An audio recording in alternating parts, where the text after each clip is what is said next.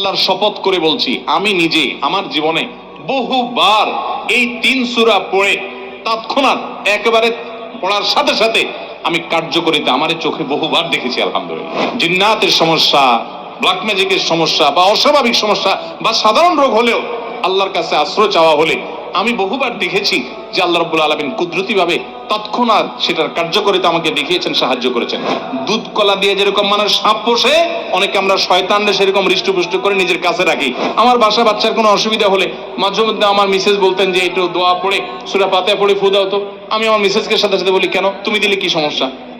নবী করিম সাল্লাল্লাহু আলাইহি সাল্লামের পরিষ্কার হাদিস রয়েছে, যদি কেউ সকালে 3 কুল 3 বার করে পাঠ করে, সূরা ইখলাস 3 বার, সূরা ফালাক 3 বার, সূরা নাস 3 বার যদি কেউ পাঠ করে, সন্ধ্যার আগ পর্যন্ত সারা দিনের জন্য ওই পাঠকারী ব্যক্তি আল্লাহ তাআলার জিম্মায়, আল্লাহর হেফাজতে, আল্লাহর নিরাপত্তায় সে চলে যায়।